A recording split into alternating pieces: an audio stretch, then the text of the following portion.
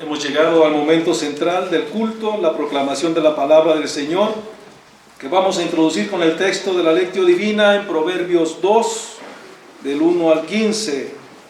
Todos en pie para hacer esta lectura de manera alternada. Proverbios 2, de los versos 1 al 15.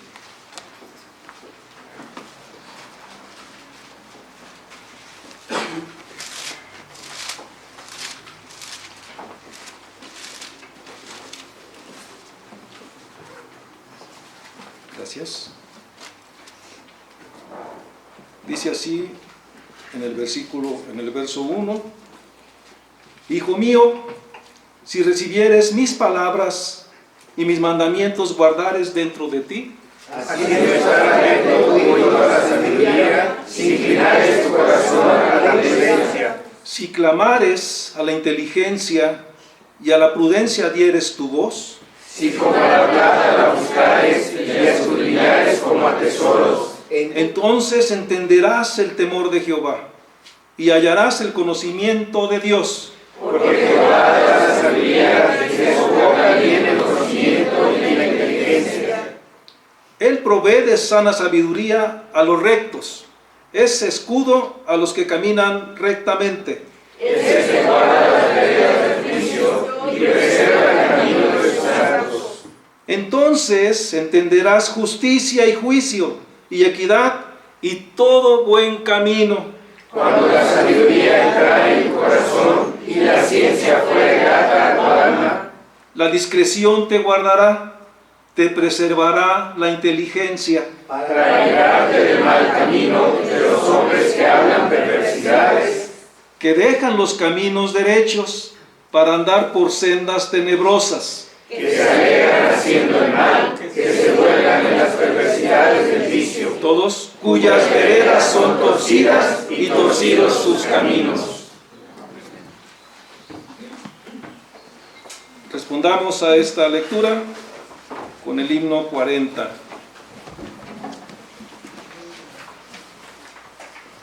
De la parte de las Sagradas Escrituras, himno número 40, abre mis ojos para ver.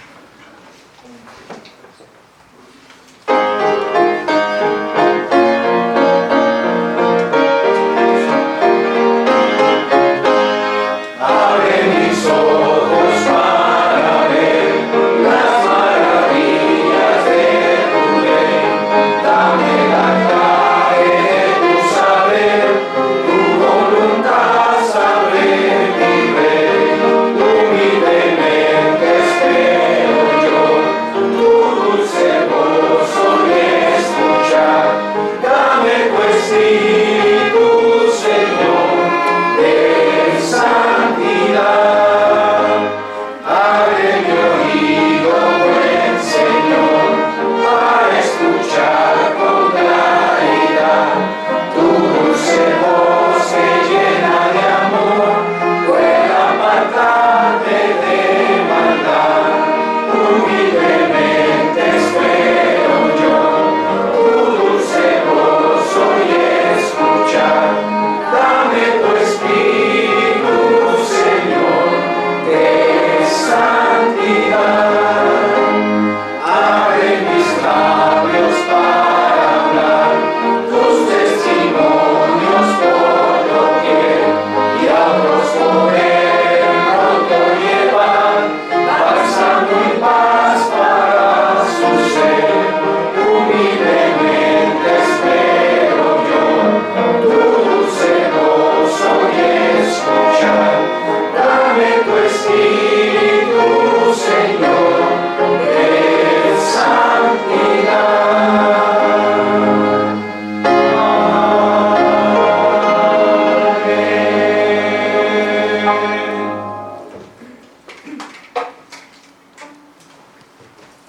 Hace 77 años, el 11 de enero de 1948, como dice el aviso de su boletín, en el efemérides, la institución de la Iglesia Presbiteriana Independiente de México fue fundada 6 meses después que iniciara nuestra iglesia. Hoy Como dice el Salmo 145, estamos celebrando esos hechos de nuestro Dios para haber iniciado nuestra iglesia, este movimiento presbiteriano, con una distinción, que seguimos el calvinismo con esa visión que da dirección a la cultura.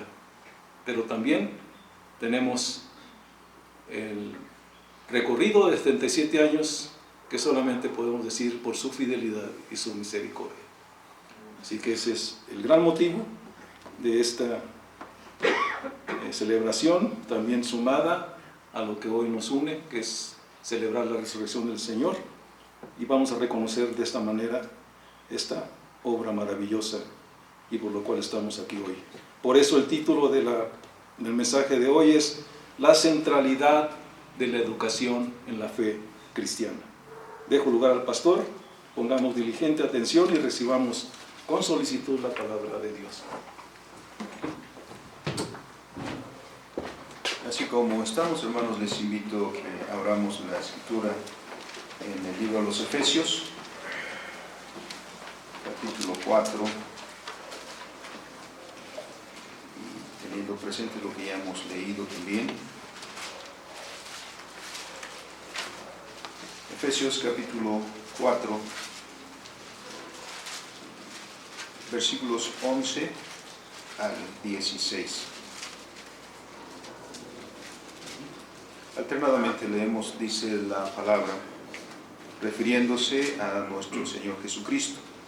Y Él mismo constituyó a unos apóstoles, a otros profetas, a otros evangelistas, a otros pastores y maestros, A fin de perfeccionar a los santos para la obra del ministerio, para la edificación del cuerpo de Cristo, hasta que todos lleguemos a la unidad de la fe y del conocimiento del Hijo de Dios, a un varón perfecto, a la medida de la estatura de la plenitud de Cristo, para que ya no seamos niños fluctuantes, llevados por doquiera con todo viento de doctrina, por estratagema de hombres que para emplear con astucia las artimañas del error, sino que siguiendo la verdad en amor, crezcamos en todo en aquel que es la cabeza, esto es Cristo, de que todo el cuerpo bien concertado y unido entre sí, por todas las coyunturas que se ayudan mutuamente, según la actividad propia de cada miembro, recibe su crecimiento para ir edificándose en amor. Bendito y soberano Señor, cuya palabra hemos leído, y reunidos como estamos y hemos sido convocados para ello, escuchemos, Señor, y entendamos tu voluntad para nosotros. Danos, Señor, esta gracia, te lo pedimos, en nombre de Cristo nuestro Salvador. Amén. Amén. Tomemos nuestros lugares, hermanos.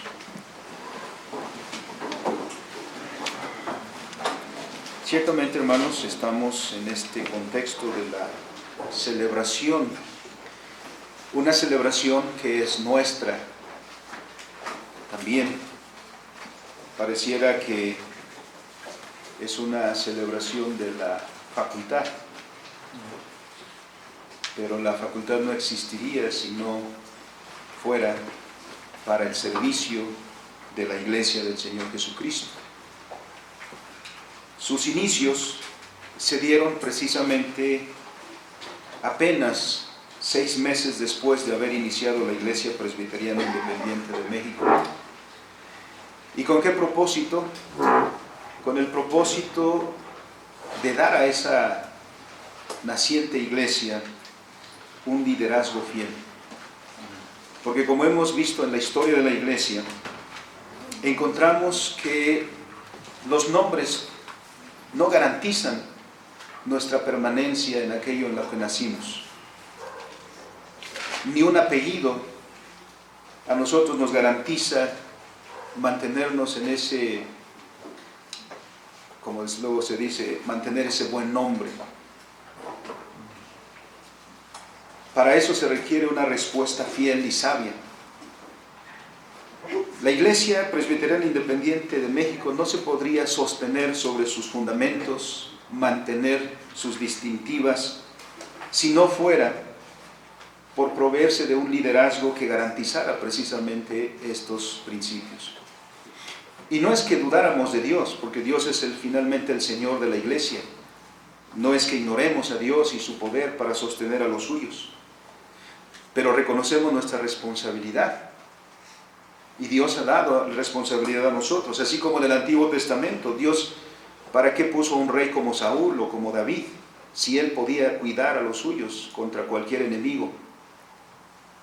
¿Por qué el Señor envió a Moisés a sacar a su pueblo de Egipto? ¿Acaso Dios no podía haber él personalmente ido a liberar a los suyos? Claro que sí. Pero Dios creó al ser humano y le dio la responsabilidad de cumplir su voluntad en todos los ámbitos de su vida. Nosotros, como iglesia, no podemos permanecer sin un liderazgo sabio.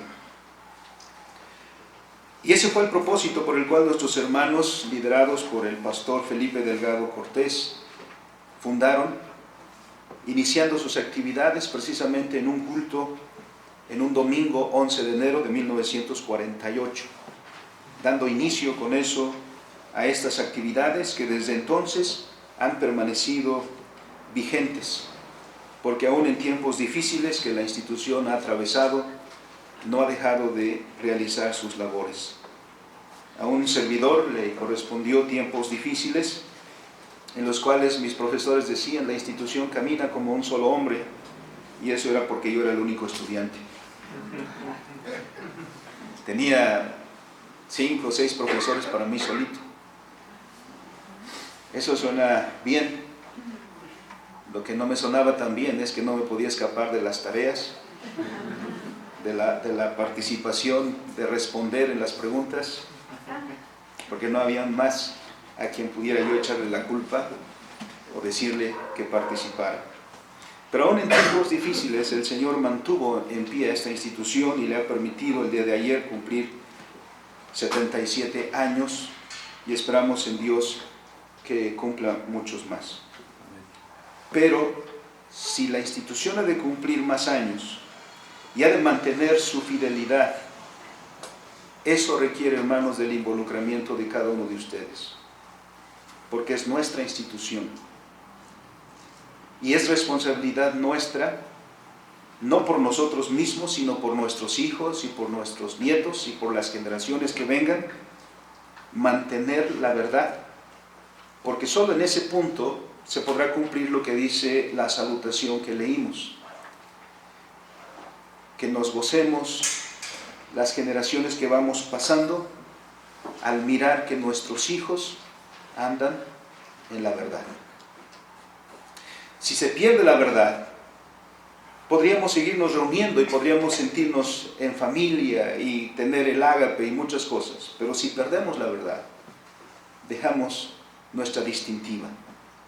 Y si vamos a garantizar nuestra distintiva con la promesa de Dios de mantenerla, es que hagamos lo que corresponde que hagamos. Y estamos hablando de una institución educativa, pero esto se aplica a la educación en el más amplio sentido. Es por eso que la iglesia cristiana, no solo institucional, sino como cuerpo de Cristo, necesita instituciones educativas. Instituciones que formen a los cristianos para cumplir su vocación en la vida, para cumplir su vocación que Dios en su gracia nos ha dado a todos como humanidad, y a cada uno en particular asignándole una tarea específica. Es frecuente que escuchemos por quienes se oponen a Jesucristo decir que la religión es para los ignorantes, que solo los ignorantes son los que creen en Dios, porque los inteligentes hacen ciencia y buscan encontrar la explicación de todo lo que sucede, de todo lo que acontece. Que los que se refugian en la religión es porque no tienen ese conocimiento. Así que se asocia la fe, la religión, para gente sin mucho conocimiento. Y aunque hemos de aceptar que sí ha habido algunos grupos a lo largo de la historia que han tomado una actitud anticientífica, antiintelectual, anticonocimiento. Ese no es el caso del cristianismo bíblico, porque el cristianismo bíblico no solo permite, sino exige la educación para los hijos de Dios. Y eso, aunque no podríamos, hermanos, abordar y agotar el tema de la educación que nos corresponde promover y garantizar, sí miraremos algunos principios que establecemos o que establece la Escritura en el pasaje que hemos leído. Y voy a tomar como base Efesios capítulo 4. Hay quienes también, y a veces somos los propios cristianos, quienes concebimos que la fe cristiana consiste en aprender a hacer algo de cierta manera y repetirlo todas las veces que sea necesario. Y pensar que entonces todo lo que hacemos lo hacemos por mera repetición. Venir al culto, cantar alabanzas, leer la Escritura, memorizar, repetir el catecismo. Y esa rutina la preservamos. Si eso es lo que pensamos, entonces no hemos adquirido conocimiento. Porque la fe cristiana no se trata de aprender un rezo, una oración y después repetirlo, pensando que la eficacia depende del número de repeticiones que se hagan o del número de horas que estemos de rodillas o del número de mantras cristianos que repitamos, porque ahora hay mantras cristianos también. Por el nombre de Cristo, por la sangre de Cristo, yo reprendo, yo ato, yo desato, yo reclamo, y cosas semejantes. Ya se saben ustedes más que yo. Pensar que la fe cristiana entonces consiste en que aprendamos a hacer algo de cierta manera y lo repitamos, que en eso consiste toda nuestra fe, es no entender lo que es la fe cristiana. Si así fuera, sería muy fácil ser cristiano, porque entonces aprende, memoriza y repite, y eso sería todo. Eso es lo que vieron nuestros padres reformados en la iglesia romanista, que la gente iba a los templos, todo lo que decía el sacerdote era en latín, nadie entendía nada, simplemente había que encender la veladora, repetir el rezo, persignarse, y todo estaba bien. Nadie entendía nada. Si así fuera, Dios no había asegurado de proveer a su iglesia de liderazgo, de enseñanza, de maestros, de profetas, de establecer una relación de comunión con sus hijos y de poner como vínculo de comunión la ley de Dios, la palabra del pacto. De hecho, la Escritura vemos que comienza con la Torá, palabra que quiere decir instrucción. Dios da instrucción a su pueblo. Ahora bien, pongamos un poco del contexto nuestro. Nosotros vivimos un tiempo sin Dios y sin esperanza. Vivimos en la ignorancia de los principios de la palabra. Y nuestro pensar fue conformado, no por la palabra de Dios, no por la verdad, sino, como dice San Pablo, por la mentira. Y nuestra vida se conformó, se moldeó por ese principio y no por la verdad de Dios. Es por eso que miramos en derredor de nosotros, y el gran problema de la humanidad es no conocer la verdad del Señor. Porque la verdad del Señor no tiene que ver, hermanos, con una declaración del catecismo, con una declaración allá, con un dogma por acá, sino que tiene que ver con que aprendamos conocimiento. ¿Qué quiere decir eso? ¿Qué es lo que nos preocupa, hermanos, todos los días a nosotros? Jóvenes, adultos, todos. Queremos en la vida hacer buenas decisiones, ¿no es cierto? Porque no queremos fracasar, por ejemplo, en nuestro matrimonio. Quiero hacer una buena elección con quién casarme. No quiero equivocarme en la elección de mi profesión, que voy a estudiar, que voy a ejercer, que voy a trabajar. No quiero equivocarme. No quiero equivocarme en la elección de los amigos que yo reúna en derredor mío. No quiero fracasar, ¿no? en En resumen, no quiero fracasar en mi vida. Quizá el temor más grande que tenemos es a fracasar. En cualquier punto, en cualquier aspecto de nuestra vida. Bueno, Dios nos creó. Y Dios nos creó para vivir en este su mundo. Nos dio lo que llamamos el mandato cultural. Nos dio un lugar de mayordomía en su creación y el Señor dijo, haz todo lo que implica vivir en este mundo. Ten hijos, cultiva la tierra, descubre todo lo que hay que desarrollar en la creación. Dios hizo al hombre para adorarle en el ejercicio de su vida cotidiana. Así que el servicio a Dios que debería rendir Adán era en el sembrar la tierra, literalmente, en el cuidado del jardín y en el desarrollo de todos los talentos que Dios había puesto en él y en los suyos. Porque Dios lo había puesto para la vida, para vivir, para descubrir y expresar todo lo que significa ser humano. Porque como dice el doctor Van der Waal, ser humano es un don y es un deber. Es un don porque lo hemos recibido de Dios, porque Dios nos ha creado. Y es un deber, porque es una obligación ser humano. Es decir, tenemos la obligación de expresar la humanidad, algo que no estamos haciendo, o no hace el cristianismo que solo se refugia en los templos. Ahora, antes de venir a Cristo, nuestra conformación y visión de la vida no era en conformidad a la palabra de Dios. Por eso el apóstol Pablo nos dice en Romanos 12:2 cuál es el propósito de Dios de llamarnos y de instruirnos. Ahí es donde viene la instrucción que Dios nos da. Porque dice el Señor, no os conforméis a este siglo. De hecho, ya venimos de ahí.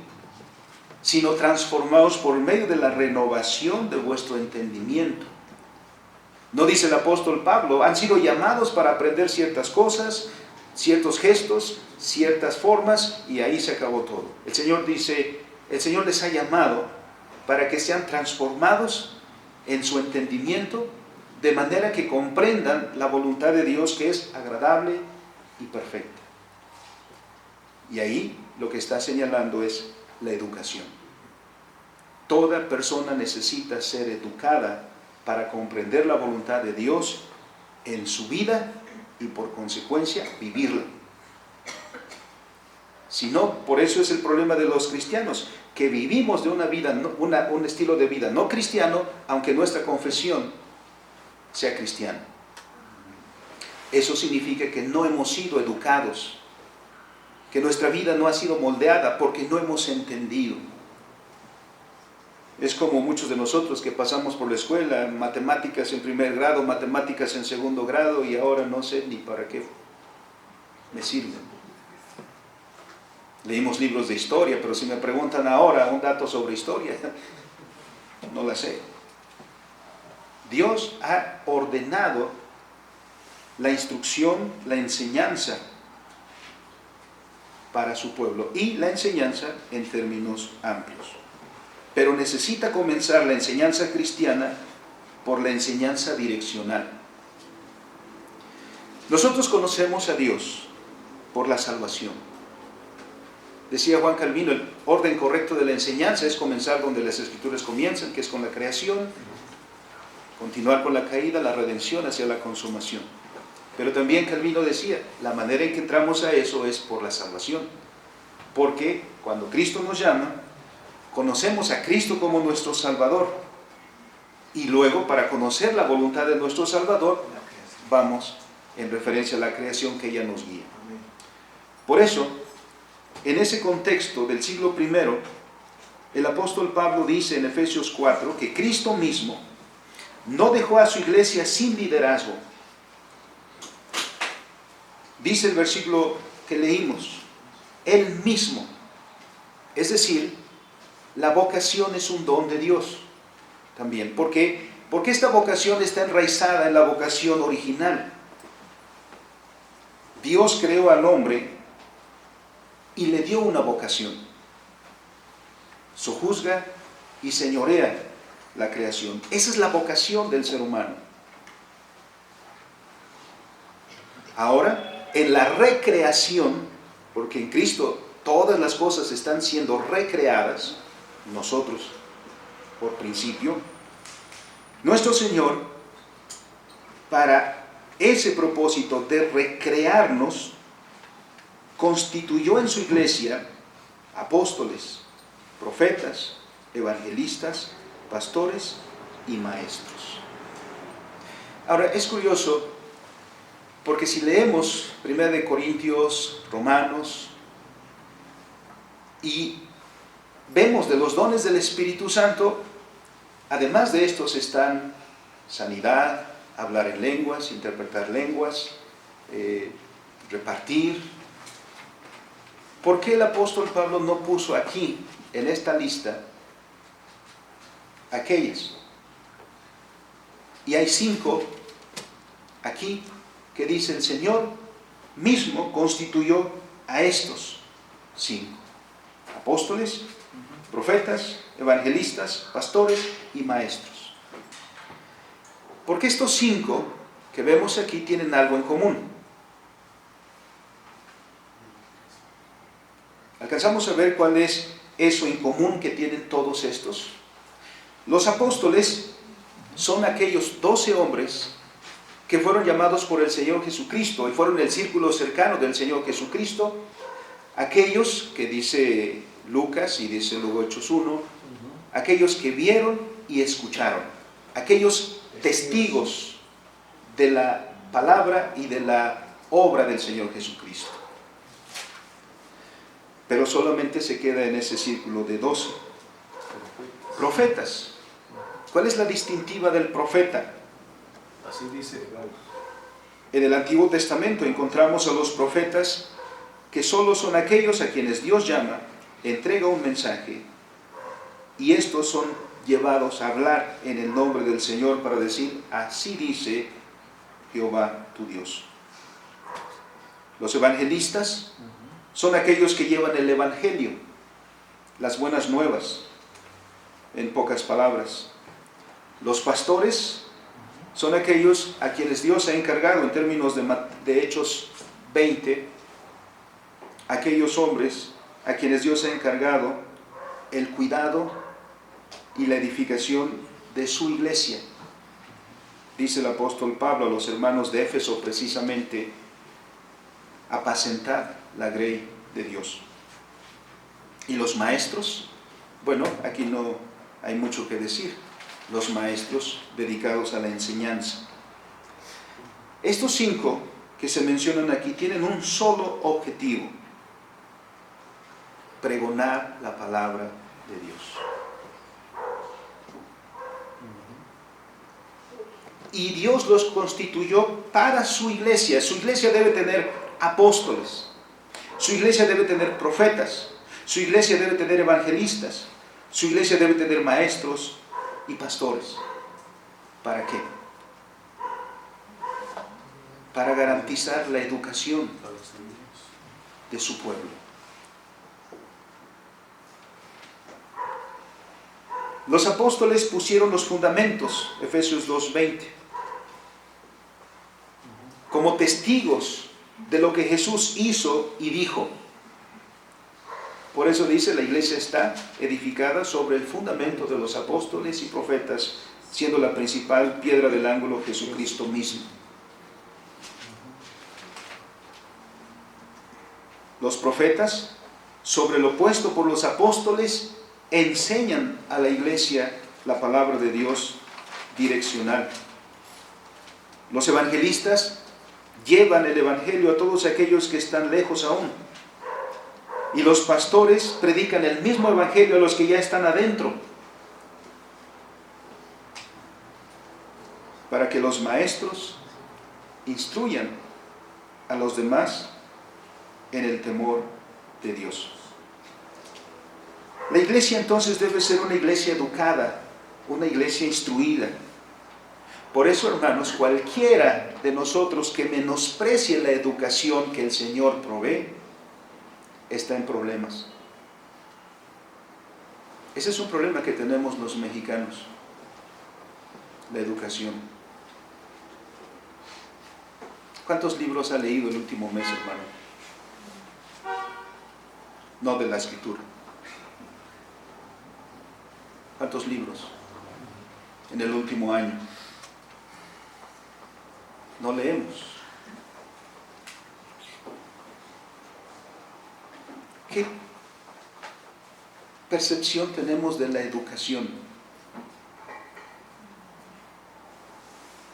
Dios garantiza para su iglesia instrucción, educación.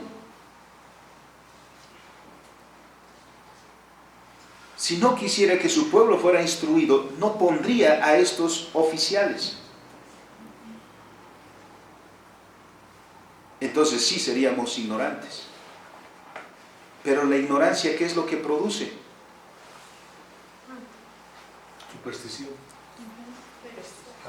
Y lo que dice Oseas,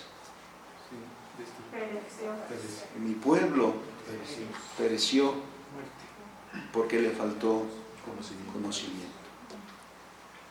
Dios quiere que conozcas, Dios quiere que tengas educación, Dios quiere que tengas conocimiento. Y Dios ve con tristeza a su pueblo que dice, este pueblo está como está. Está en la situación en la que está y está viendo su situación económica, política, social, educativa y todo. Está diciendo, este pueblo está como está porque le faltó conocimiento. Y le faltó conocimiento porque desechó la palabra. Desechó el conocimiento. Quien desecha la palabra, desecha el conocimiento. Oseas 4:6. Si desechas la palabra y luego quieres tener buenas decisiones, pues ¿cómo va a ser eso? Porque miren lo que sigue en el versículo 12. ¿Cuál es el objetivo? La educación tiene un propósito. No es un fin en sí mismo. Es el medio para un fin.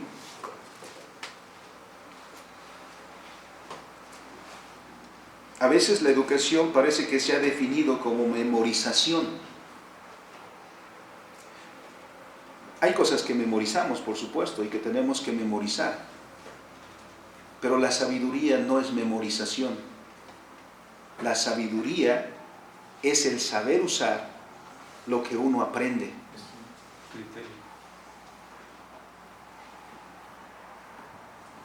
Y lo que dice 2 Timoteo, conocido por todos, capítulo 3, versículos 16 y 17, nos dice que la Escritura nos ha sido dada no para que memoricemos algunos versículos de aquí, algunos versículos allá. Es bueno, hermanos, memorizar los 66 libros.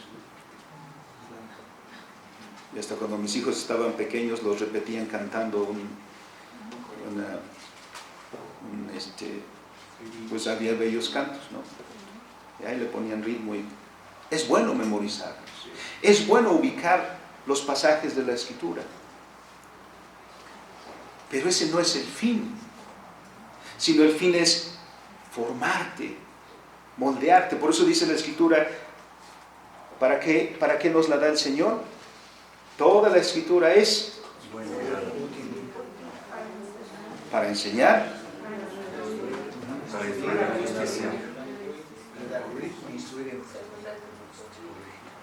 nos hicimos bolas, pero al final todos estos,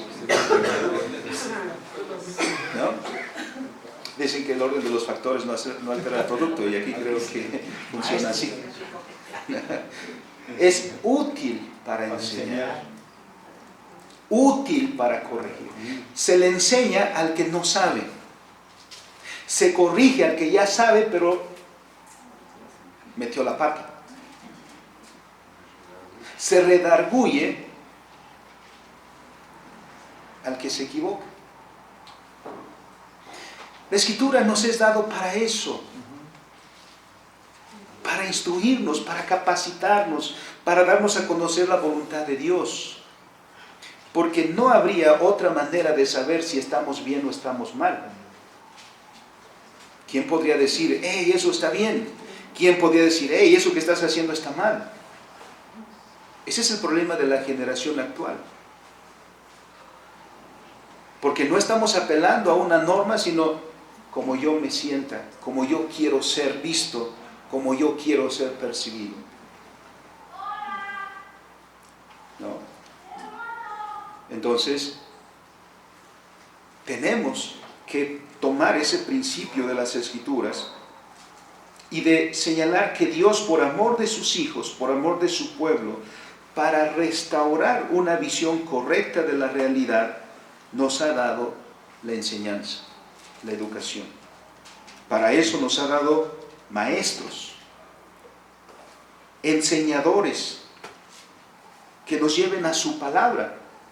Esta palabra que es útil en todos los sentidos, para enseñarnos, para corregirnos, para redarguirnos, para instruirnos en justicia, en aquello que es justo. La Biblia no puede ser usada como un libro de texto de ninguna ciencia, porque la Escritura es un libro que apunta al corazón. Es allí precisamente donde apunta la Escritura hacia nosotros, a nuestro corazón, para confrontarnos con nuestro Señor y su palabra. ¿Qué es lo que quiere Dios de nosotros?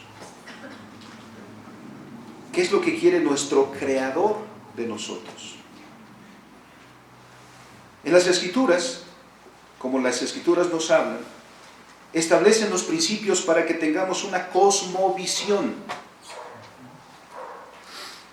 para que a partir de lo que Dios nos enseña, tengamos una visión correcta de la realidad en la cual vivimos. Tengamos una visión correcta de nosotros mismos, del propósito de nuestra existencia, del propósito de todas las cosas, del destino de todas las cosas. Fallamos cuando dejamos de ver la Escritura como un libro que nos lleva precisamente a eso. Por ejemplo, ¿por qué las Escrituras comienzan con la creación? Porque si nosotros comenzamos a tratar de definir la vida sin el concepto de la creación, podríamos tener 10, 20, 30 posibles respuestas. Pero si comenzamos con la creación, en primer lugar, ¿qué dice?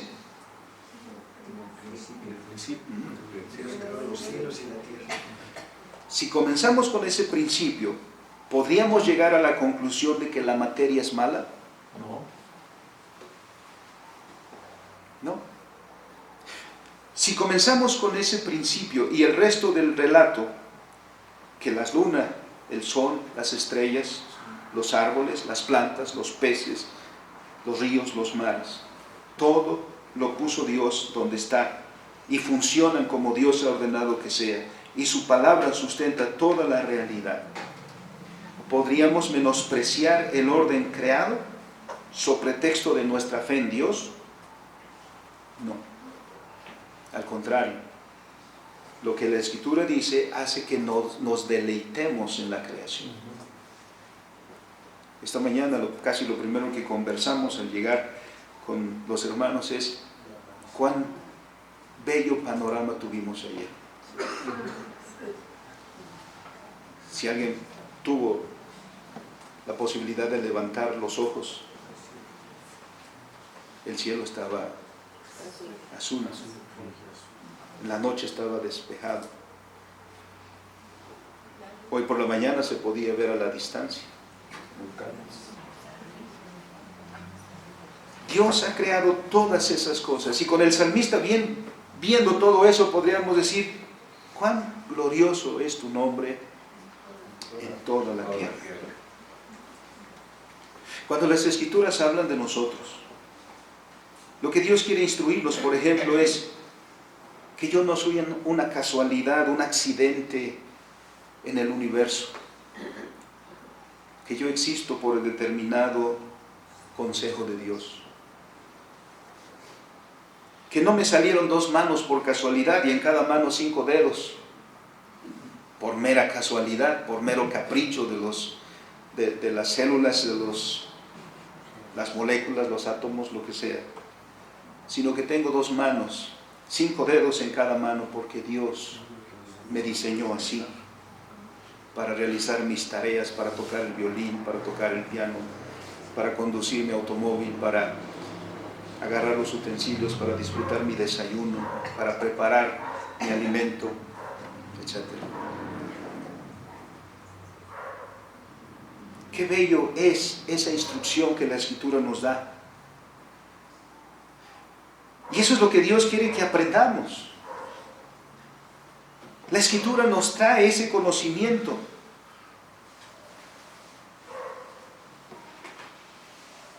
Comenzando por perfeccionar en nosotros su buena obra de restauración a la comunión con Dios. Dios no quiere solamente que conozcamos o sepamos que va a haber una segunda venida, que va a haber una resurrección. Dios quiere que tengamos ya desde ahora una visión, que seamos instruidos y tengamos una visión de toda la realidad en conformidad con la palabra de Dios, para que podamos vivir nuestra vida y servirle a Dios en todo lo que somos.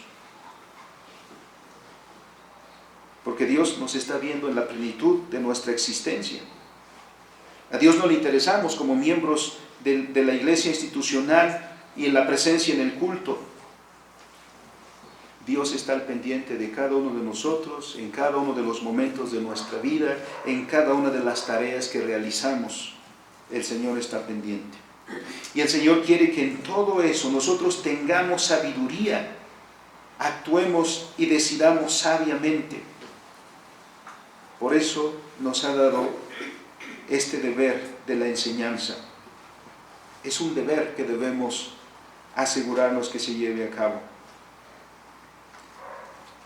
Dice el versículo 12, a fin de perfeccionar a los santos para la obra del ministerio, para la edificación del cuerpo de Cristo. ¿Qué querrá decir aquí? Perfeccionar y edificar. La palabra perfeccionar también se puede traducir como madurar, alcanzar la madurez. Dios quiere que la enseñanza no sea precisamente para eso. Uno ve, escuché una noticia de un joven, no sé en qué parte del mundo, que murió por un reto de esos que ahora no encuentran absurdos. Lo retaron a tomarse una botella de licor o algo así.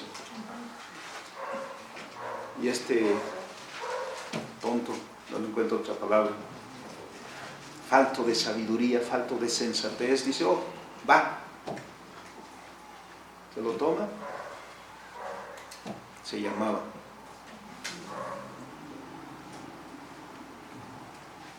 ¿Cuánta falta de sabiduría manifestamos en nuestra vida?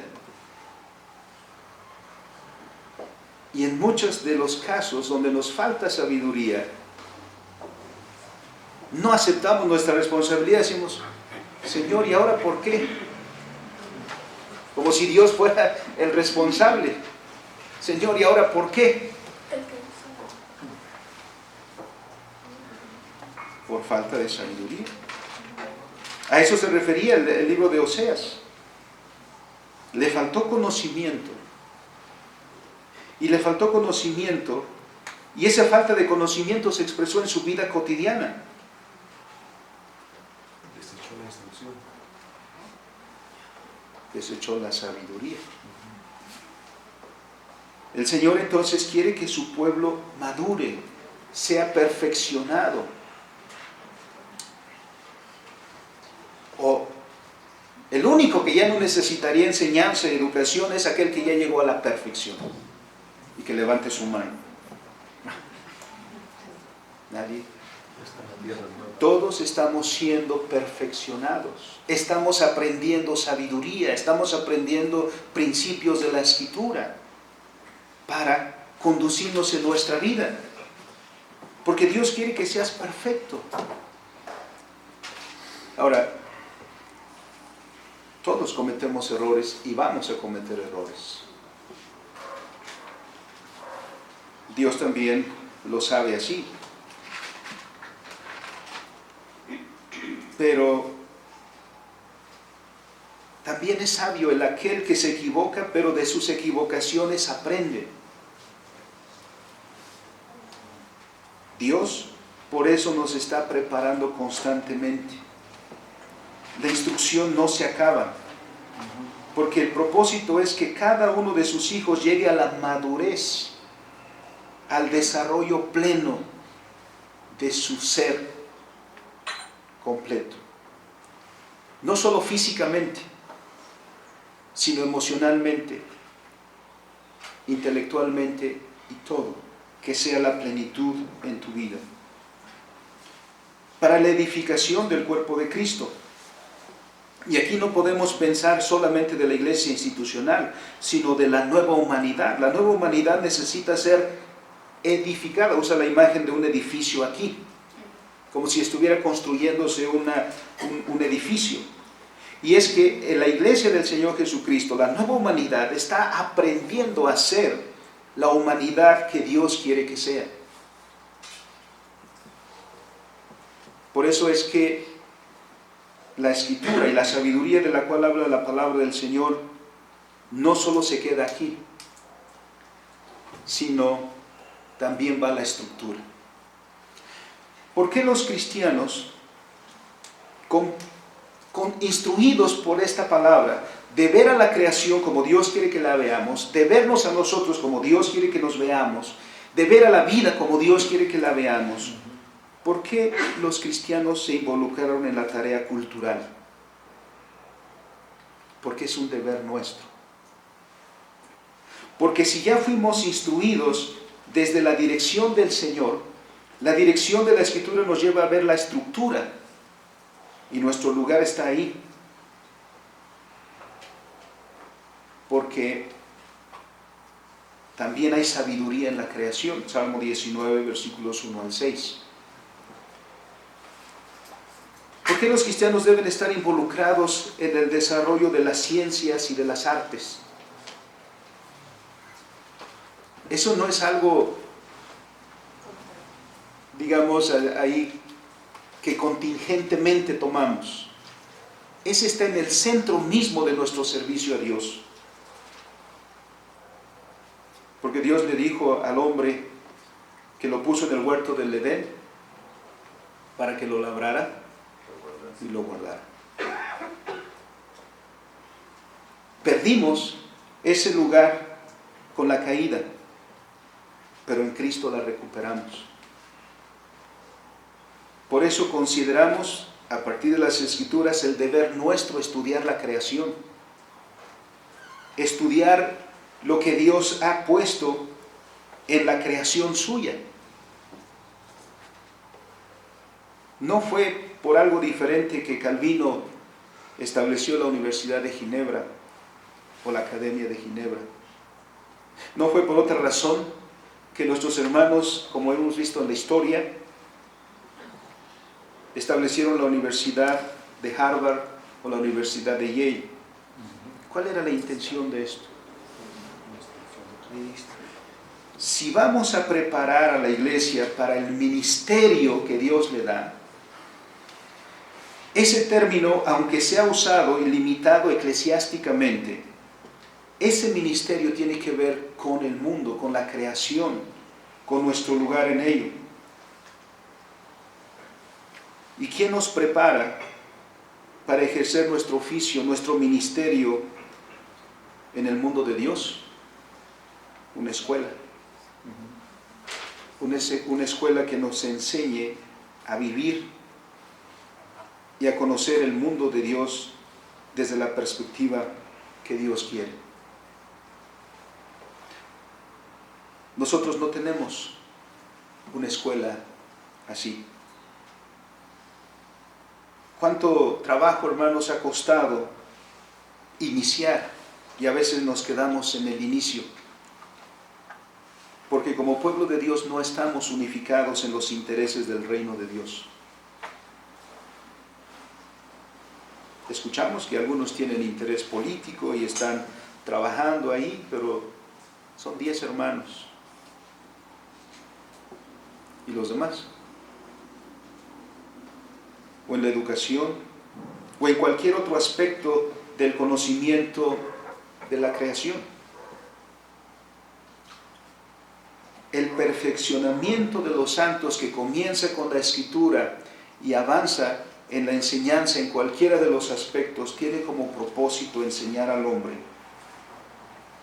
cuál es su lugar y cuál es su tarea en el mundo de Dios.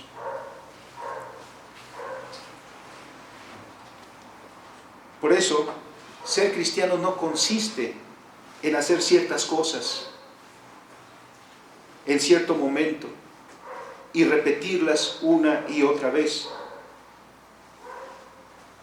El conocimiento debe serte provechoso. ¿Y cuándo sabemos que un conocimiento le es provechoso a alguien? Cuando lo sabe aplicar en su vida y en todo lo que hace. Es entonces cuando el cristiano manifiesta su madurez o su perfección, como dice el texto. Cuando sabe cuál es la voluntad de Dios y la cumple en su vida, andando conforme a la justicia de la palabra todos los días de su vida. Porque esta sociedad, este país y este mundo lo que requiere son ministros perfeccionados por la palabra, instruidos en una enseñanza que los forme como obreros del reino de Dios. Porque no solo se trata de que uno o dos o personalmente lleguemos a la perfección, sino que como sociedad, dice el versículo 13, hasta que todos lleguemos a la unidad de la fe y del conocimiento del Hijo de Dios, a un varón perfecto, a la medida de la estatura de la plenitud de Cristo. ¿Quién es el que llegó a expresar perfecta obediencia a Dios? Perfecta obediencia a su palabra. Perfecto cumplimiento de la voluntad de Dios. El Señor Jesucristo. Él es el modelo a seguir. Hasta que todos lleguemos a ese mismo sentir, a ese mismo punto de conocer la voluntad de Dios y de hacer la voluntad de Dios en la comunión de la nueva humanidad. En conclusión, hermanos, celebramos 77 años y eso nos debe preocupar. Los que trabajamos en la facultad estamos preocupados. ¿Quién vendrá después de nosotros? Como pastores también estamos preocupados y como iglesia ya lo hemos vivido. ¿Acaso pensaban que iban a estar sin pastor de un momento a otro? Podemos volver a estar así. ¿Y quién nos va a enseñar?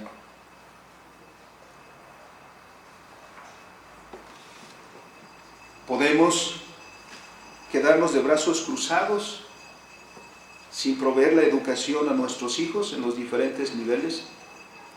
Es titánica la tarea, hermanos. Pero el que nos ha dado la encomienda es el mismo que ha dicho que estará con nosotros, a nuestro lado, y bendecirá la obra de nuestras manos. No te conformes entonces, hermano, solo con oír y repetir. Pregúntate si has aprendido, si estás siendo perfeccionado. No deseches la educación que el Señor está proveyendo para ti. Si menosprecias la instrucción, estás desechando lo que el Señor amorosamente te está dando para tu bien. Quiera el Señor que no lleguemos a repetir lo del tiempo de Oseas. Un pueblo sin conocimiento, un pueblo sin la palabra de nuestro Dios. Y por principio de cuentas nos corresponde la escuela dominical, a la cual invitamos a todos a participar dedicadamente. Vamos a orar al Señor. Bendito Dios y Padre, muchos más son los pasajes, obviamente, de tu palabra que nos hablan de la importancia de la educación, de la enseñanza de los padres a los hijos, de la enseñanza de los profetas, de la enseñanza de los sacerdotes. Como leímos en Proverbios, lo deseable que es la sabiduría, y que tú provees, Señor, y que quieres para los tuyos. Y aquí, Padre, tenemos que arrepentirnos, porque cuántas veces hemos desechado la enseñanza, el conocimiento. Teniendo la posibilidad, teniéndolo a la mano, no lo queremos. ¿Cómo sabremos, Señor, lo que es vivir cristianamente? ¿Cómo sabremos, Señor, tomar decisiones sabias? ¿Cómo podremos, Señor, encaminar y tener vidas fructíferas? Por eso debemos recordar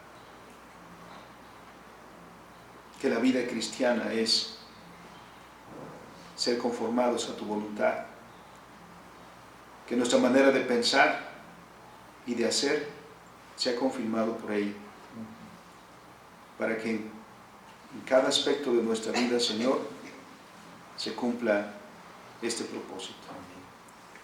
Por Cristo nuestro Señor, te alabamos, oramos y te damos gracias por la Universidad Juan Calvino, por la cual también te pedimos encarecidamente, Señor, que tú la sustentes, la refuerces y la hagas crecer.